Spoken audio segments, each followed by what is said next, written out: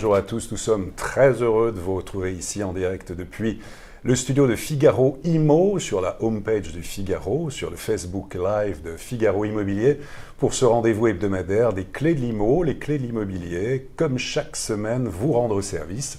Vous qui avez un projet immobilier, vous voulez acheter, vendre, investir dans la pierre, vous vous posez beaucoup de questions, eh bien c'est tout à fait normal. On va tenter de répondre à vos interrogations.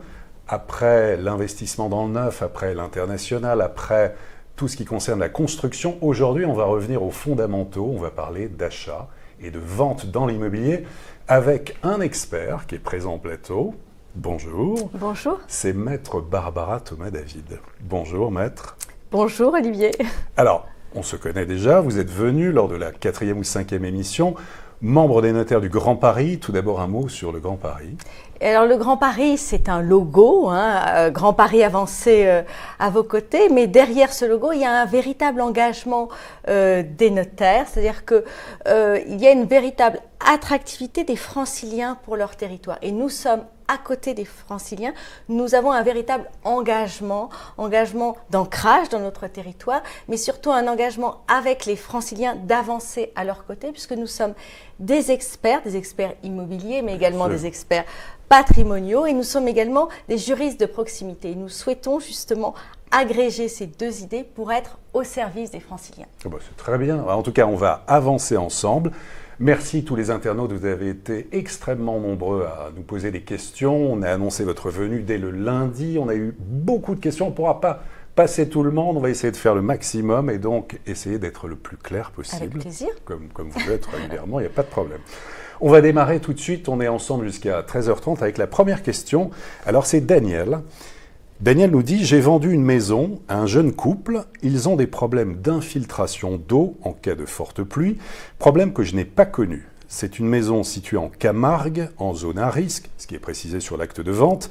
J'ai accepté de payer une facture d'étanchéité de 4 000 €. Les travaux n'ont rien résolu. Ils considèrent que c'est un vice caché. Comment agir ?» Alors, il a une chance, c'est qu'il a un texte de loi pour lui, ce monsieur. Autrement dit, la définition des vices cachés, elle est tout à fait définie dans le Code civil. Lorsque vous êtes un particulier, pour que les vices cachés soient véritablement avérés, il faut d'une part qu'il y ait un vice, d'autre part qu'il soit caché, et enfin que le vendeur soit de mauvaise foi, c'est-à-dire qu'en fait qu'il ait sciemment caché à l'acquéreur le vice. Autrement dit, comme la preuve incombe au demandeur, c'est-à-dire à l'acquéreur, eh bien cet acquéreur doit rapporter la preuve que le vendeur connaissait le vice et qu'il l'a caché. Donc ça va être quand même compliqué pour lui, contrairement au cas où ça aurait été un professionnel de l'immobilier, un promoteur qui aurait vendu. D'autant plus compliqué que, comme vous le disiez justement, il y a eu un État qui a avéré le fait qu'on était en zone à risque. Donc ça va être compliqué de rapporter la mauvaise foi du vendeur. D'accord, mais là, c'est vrai que généralement, on a plutôt les questions qui sont un peu dans l'autre sens. Là, c'est un vendeur qui a envie de nous dire, voilà, je suis de bonne foi. Qu'est-ce que je peux faire? J'ai payé 4 000 €. En gros, on ne me croit pas. Là, il faut vraiment qu'il y ait la preuve qui soit demandée. Et au niveau des délais, comment ça se passe? C'est 2 ans, en fait, à peu près, l'action? C'est ça. Mais en fait, c'est ce que je disais tout à l'heure. En fait, lui, pour le moment, à mon avis, il n'a plus rien à faire. En plus de ça, il s'est avancé. Il a même payé une facture pour montrer sa bonne foi. Maintenant, encore une fois, la preuve incombant au demandeur, c'est à son acquéreur, si vraiment il est procédurier, de la signer en disant « Regardez, il est de mauvaise foi ». Mais lui, à mon sens, il n'a plus rien à faire. Alors, on dit « il », en fait, c'est Daniel. C'est Daniel. Daniel, donc c'est une femme. À mon avis, Daniel, pour le moment, ne bougeait plus.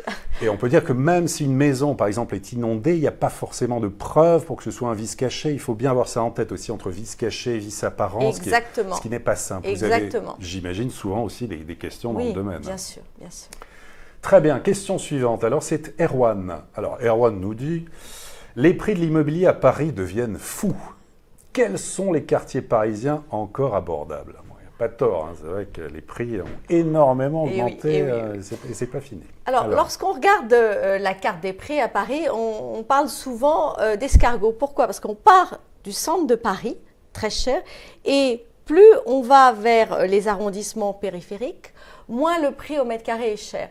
Et donc, pour répondre à Erwan, les quartiers actuellement les moins chers, ce sont les quartiers du croissant Est parisien. Le quartier le moins cher, c'est le 19e arrondissement. C'est le seul arrondissement de Paris qui est en deçà de 8 000 € du mètre. Enfin, il est à 9 900. Hein.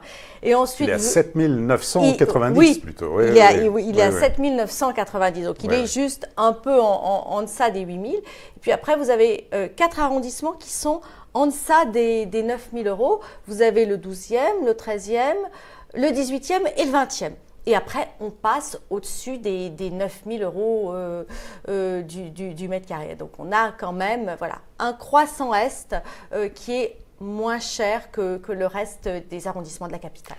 Oui, on peut dire, juste rajouter effectivement, en tout cas que ce marché parisien fonctionne très bien. 40 000 appartements ont été vendus l'an dernier à Paris, en 2018. Donc cette fluidité fait que les prix augmentent aussi, 7% de hausse sur un an. Effectivement, du 1er au 8e arrondissement, plus le 16e, on est au-delà des 10 000 € du mètre carré. On est au-delà des 10 000 et on a sur nos indices avancés, on prévoit de passer vraiment une barre supérieure au mois d'avril. Le prix au mètre carré va être... Non. Donc vous nous dites que ça va continuer d'augmenter à Paris, Erwan, ça va continuer d'augmenter. Ça va malheureusement continuer, ou heureusement, continuer à augmenter en tout cas. Arrondissement le plus cher, donc le 6e arrondissement, on est à 14 000 et donc 19e arrondissement, 7 900 € par mètre carré. Voilà. Et puis il y a une étude très intéressante, justement, des notaires avec l'équipe des statistiques sur ce qui avait finalement augmenté le plus et le moins depuis ces 5 dernières années. Oui. On s'aperçoit que c'est le quartier Odéon qui a pris 30% en l'espace de 5 ans, qui a énormément augmenté. Et à Paris, sur 80 quartiers, il n'y a seulement que 2 quartiers où les prix n'ont pas progressé en l'espace de 5 ans. C'est Bercy et c'est Montparnasse qui avaient augmenté beaucoup avant. Alors peut-être là, il y a un retournement, on ne va pas dire un retournement de tendance, mais où les prix se sont quand même calmés. Oui. Montparnasse avait énormément augmenté, tout à fait. Oui. Et puis, donc, les quartiers les moins chers, Porte de la Chapelle, Porte de la Villette, où on est autour de 7 000 à 8 000 € par mètre carré en moyenne. Mais évidemment, les prix parisiens, on sait, sont extrêmement élevés. Et Maître Barbara Thomas-David nous dit que ça va continuer comme ça. Oui. Alors, question de Muriel. Intéressant. J'ai acheté un bien neuf qui devait être livré en décembre 2018. Un retard important est apporté à cette livraison qui n'aura finalement lieu que fin du premier trimestre 2020. Ai-je un recours possible pour être dédommagé de ce retard qui constitue pour moi un réel préjudice, évidemment. C'est quand même pas mal, le retard. On est entre 12 et 15 mois, donc ça commence effectivement à faire beaucoup. Alors, il faut que vous regardiez, madame, votre vente en état futur d'achèvement. Il y a des clauses particulières, puisque dans votre vente, vous allez avoir un délai dans lequel le promoteur s'est engagé de vous livrer l'appartement. Et puis ensuite, vous allez avoir ce qu'on appelle les causes de force majeure qui font que, contractuellement, le promoteur va pouvoir se dédouaner de ce délai. Les intempéries, par exemple. Voilà, ce sont les intempéries, ce sont les grèves, ce sont des problématiques liées au sous-sol, bref, toutes les causes que le promoteur n'avait pas envisagées finalement qui vont arriver. Alors, c'est vrai que des intempéries, peut-être, des problématiques de grève peut-être aussi, mais 12 à 15 mois, ça fait beaucoup. C'est énorme. C'est énorme. Oui. Donc, il faut véritablement que vous arriviez à déterminer ce qui est de la force majeure et ce qui ne l'est pas, et aller, à mon sens, négocier avec le promoteur, avec un vrai dossier en disant, voilà, moi, je subis de vrais dommages parce qu'il a fallu pendant ce temps-là que je paye mon crédit, il a fallu pendant ce temps-là que je continue à me loger. Donc, j'ai chiffré mes dommages et intérêts et je souhaite qu'on trouve une solution à l'amiable.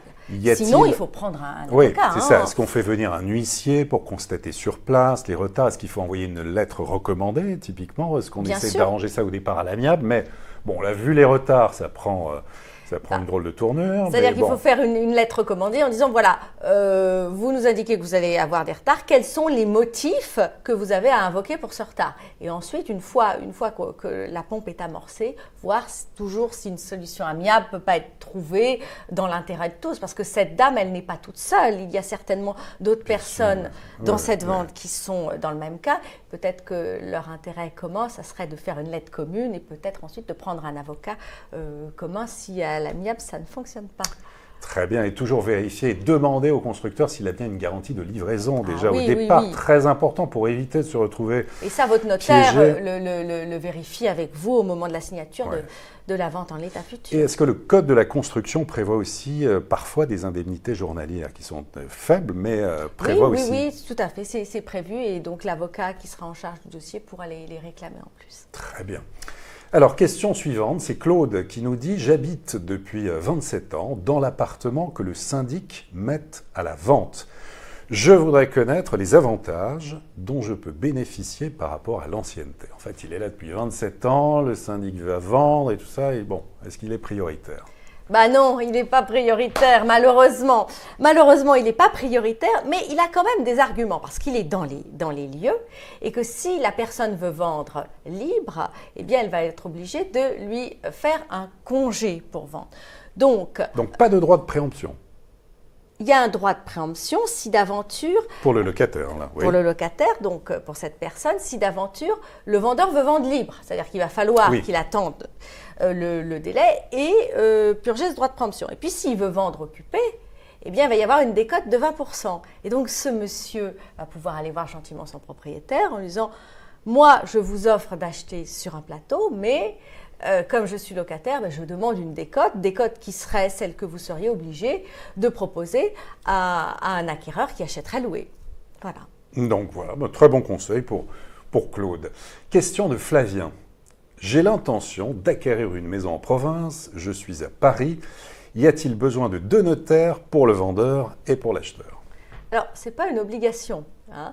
Les notaires ont une compétence nationale et si ce monsieur a un notaire sur Paris, vu qu'il dit qu'il est à Paris, il peut tout à fait demander à son notaire de l'assister. Moi, généralement, ce que je conseille quand on a un notaire en qui on a confiance, c'est vraiment de prendre son notaire, puisqu'il connaît votre vie, il connaît votre patrimoine, il connaît votre situation familiale et financière, et il est là pour vous conseiller.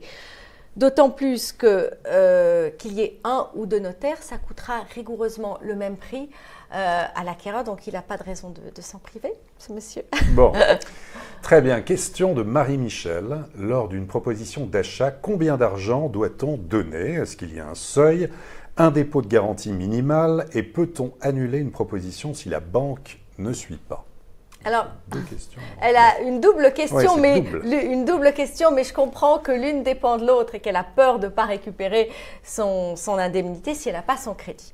Donc, la première chose, c'est qu'il n'y a pas dans les textes de loi une obligation légale d'une indemnité d'immobilisation particulière. Il n'est pas obligé de verser un acompte, en fait. Non, mais la coutume et la pratique veut que généralement l'indemnité d'immobilisation soit de 10% et qu'on verse 5% pour ne pas mobiliser trop d'argent. Donc, c'est une indemnité qui est là en contrepartie du fait que le vendeur, il immobilise son bien au bénéfice de l'acquéreur. Donc, c'est pour l'équilibre du contrat. 10% de la valeur du bien. Donc 10% de la valeur du bien, vous avez tout à fait raison, avec un versement de 5. Et donc, moi, ce que je conseille à cette personne, vu qu'elle souhaite… Marie-Michel, voilà. Ce que je conseille à Marie-Michel, c'est donc de mettre dans son avant-contrat une condition suspensive d'obtention du crédit.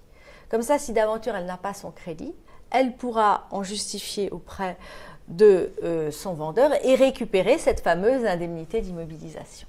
Très bien. Question suivante, alors c'est Eliane. Quelles sont les démarches à faire envers le locataire quand on désire vendre un bien immobilier qui est loué ?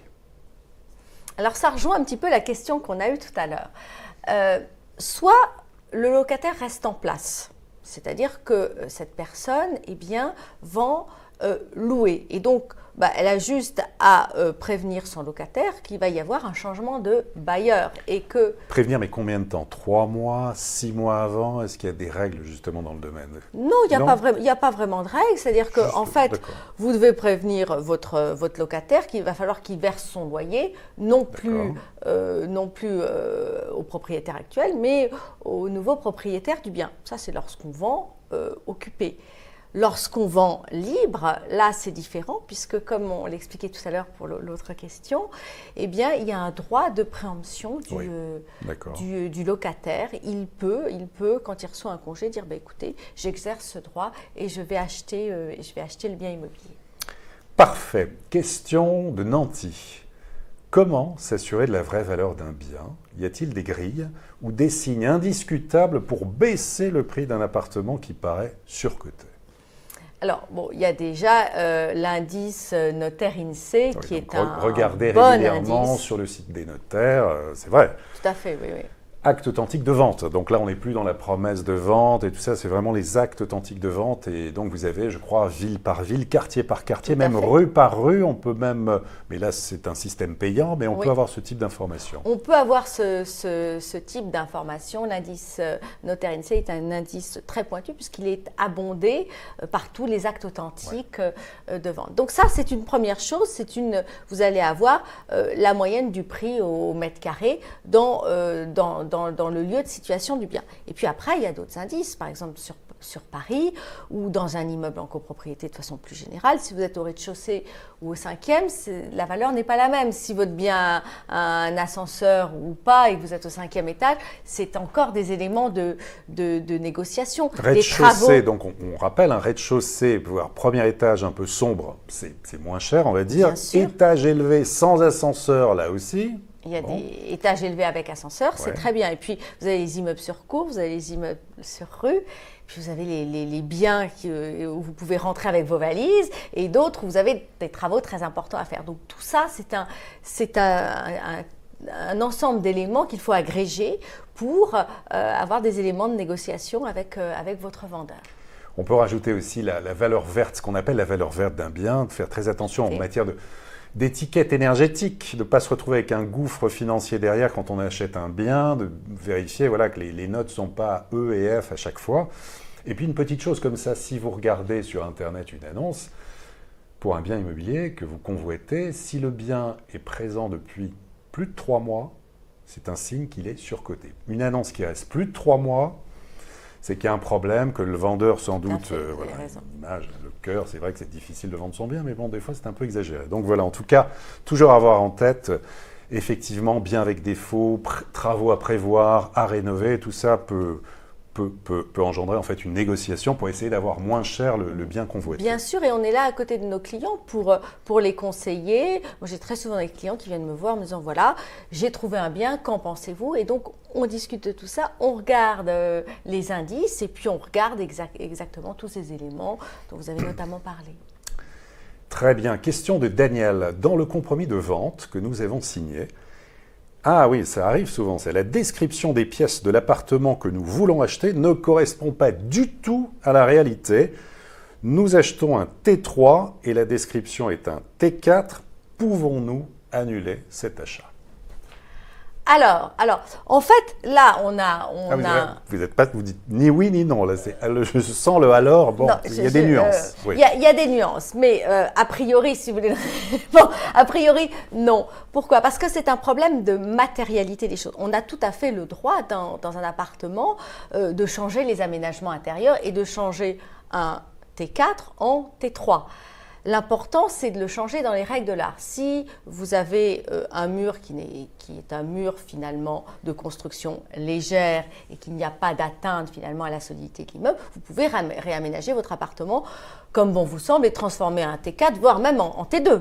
Si vous voulez, vous pouvez l'aménager tout à fait autrement. La vraie problématique, c'est un problématique si vous touchez à la structure de l'immeuble. Donc, la question à poser, c'est lorsque les personnes ont transformé ce T4 en T3, est-ce qu'ils ont touché aux gros œuvres? Est-ce qu'ils ont abattu des murs porteurs? Et si murs porteurs ils ont abattu, est-ce qu'ils ont demandé l'autorisation à l'architecte de l'immeuble qui a peut-être préconisé la pose d'un linteau ou des infrastructures particulières pour que l'immeuble ne subisse pas les préjudices de ce mur. Voilà. Et donc, pour répondre à Daniel, là, typiquement, est-ce qu'a priori, il pourrait annuler l'achat? Non, a priori non, sauf si on est en train de leur dire, mais vous avez abattu 3 murs porteurs, l'immeuble va se casser la figure. Donc, les vérifications, elles sont faites avec le notaire. On interroge le vendeur pour savoir si les travaux ont été faits dans les règles de l'art, et si c'est le cas, on fait juste une petite annotation dans l'acte pour dire que le T4 est devenu un T3, tout simplement. D'accord. Question de Martine. Comment transformer en location une location d'appartement vide en location meublée? Et est-ce que c'est avantageux en précisant que je suis imposé sous le régime du micro-foncier pour ce bien? Alors, donc, transformation de régime. Donc déjà, sur l'aspect juridique des choses, c'est vrai que lorsque vous faites une location en meublé, les règles juridiques sont moins contraignantes pour le bailleur. Pourquoi? Parce que vous n'avez pas un préavis de 6 mois, mais vous avez un préavis de 3 mois. Vous n'êtes pas tenu de louer 3 ans, vous êtes tenu de louer qu'une seule année. Donc, juridiquement, c'est plus souple. Et puis, fiscalement, lorsque vous êtes au micro-foncier, eh bien, vous avez une décote de 30%. Lorsque vous passez en meublé, vous passez au régime BIC. Et vous allez pouvoir bénéficier du micro-BIC. Et là, la décote n'est plus de 30, mais de 50%. Donc, il y a quand même pas mal d'avantages et juridiques et fiscaux. Donc, c'est intéressant. On peut dire à cet homme que oui, c'est intéressant. Très bien. Donc, on dit, Martine, c'était intéressant. En tout cas, c'est intéressant. Question de Nassef. Est-ce que la signature électronique à distance peut remplacer la présence physique pour une transaction définitive? Est-ce qu'elle est valable légalement? Et si oui, de quels documents faut-il disposer? Alors, vous savez que les notaires ont bénéficié de la signature électronique. Pas tous, mais bon. La plupart. Bon. Maintenant, on a à notre disposition une signature dématérialisée. Maintenant, la signature à distance, les premiers actes ont été signés au mois de novembre dernier. Donc là aussi, on est en phase de déploiement et bientôt, ce monsieur vous allez pouvoir, monsieur, bénéficier de cette signature à distance. Mais on est vraiment en phase de déploiement. Il faudra que vous bénéficiez d'un système de visioconférence. Oui. Mais pour l'instant, je crois que ça va être encore une procuration si ce monsieur ne peut pas se déplacer. Pour l'instant, un vendeur et l'acquéreur potentiel sont quand même obligés de se retrouver physiquement. Tout à fait. Avec les notaires, on ne peut pas dire non, je ne peux pas y aller, je préfère, c'est plus simple, à distance, faisons-le comme ça. Pour l'instant, pas encore, mais... Ça a commencé dans quelques études, donc on est en phase de déploiement. Très bien. Stéphanie. Alors, Stéphanie nous dit comment obtenir réparation si après l'achat, on découvre de l'amiante qui était inexistante selon les diagnostics. Quels sont les droits et les procédures et quel est le rôle du notaire? Alors, effectivement, il y a eu un diagnostic qui a été mal fait. Un diagnostic il n'y avait pas d'amiante et finalement, il y a de l'amiante révélée. Donc, il faut que Stéphanie contacte son notaire pour, d'une part, informer le vendeur que le diagnostic était faux. Et puis, parallèlement à ça, il faut qu'elle fasse un devis pour savoir combien ça coûte. Donc, clairement, là, on est dans un cas de vice caché. Le vendeur va être responsable. Sauf que le vendeur, il a fait appel à un homme de l'art qui a pas bien fait son travail. Donc, finalement, ça va être l'assurance du diagnostiqueur qui va prendre en charge le coût du désamiantage. Mais Stéphanie, elle doit s'adresser à son notaire qui va prendre attache avec le notaire du vendeur pour que l'indemnisation soit faite. Parfait. Allez, on prend une dernière question, question de Joss. Y a-t-il une règle en matière de signature de l'acte de vente définitif d'un bien? Le vendeur n'arrête pas de reporter les rendez-vous avec de faux prétextes, 4 fois. Comment l'obliger à venir au rendez-vous? Ça aussi, ça doit arriver souvent. Bien sûr, donc oui. Alors, la date butoir est passée et puis la personne ne se rend pas au rendez-vous. Donc, le notaire va faire une première lettre recommandée et si ça ne fonctionne pas, il va falloir convoquer la personne qui ne veut pas venir par exploit d'huissier. Par exploit d'huissier, par un acte d'huissier. Et si la personne est toujours taisante, elle ne se présente pas, là, il va falloir passer le dossier à un avocat et faire appliquer le contrat notarié tel qu'il figure dans la promesse de vente. D'accord, mais il n'y a pas de règle en fait de dire au bout de 2 fois, 3 fois, 4 fois, 5 fois de report de signature, non. C'est-à-dire que très vite, si vous voulez, on voit si la personne ne veut pas signer, si elle a des justes motifs. Comme dans ce cadre-là avec Joss, sur de faux prétextes, 4 fois, 4 reports, d'accord. 4 fois, là, il faut vraiment saisir un huissier. Généralement, il y a un délai raisonnable de 15 jours entre la convocation qui est faite par l'huissier et le moment où on constate que la personne ne se présente pas à l'étude. Eh bien, vous êtes très bien présenté. Bonjour, Maître merci. Barbara Thomé-David, il est 13h30, merci infiniment. Avec plaisir. C'est toujours un plaisir de vous avoir ici, ainsi qu'avec les autres confrères aussi de la Chambre des notaires du Grand Paris. Merci à tous les internautes, merci pour votre fidélité, merci pour les très nombreuses questions. Je sais, on n'a pas pu répondre à tous, mais bon, il y aura d'autres émissions chaque semaine ici, les clés de l'IMO, vous aider à résoudre ou à y voir plus clair dans le cadre de votre projet immobilier. On parlera la semaine prochaine d'investissement. Voilà, je ne vous en dis pas plus avec un invité surprise. En tout cas, très bonne journée, bon week-end et à très bientôt pour une prochaine édition des Clés de l'IMO.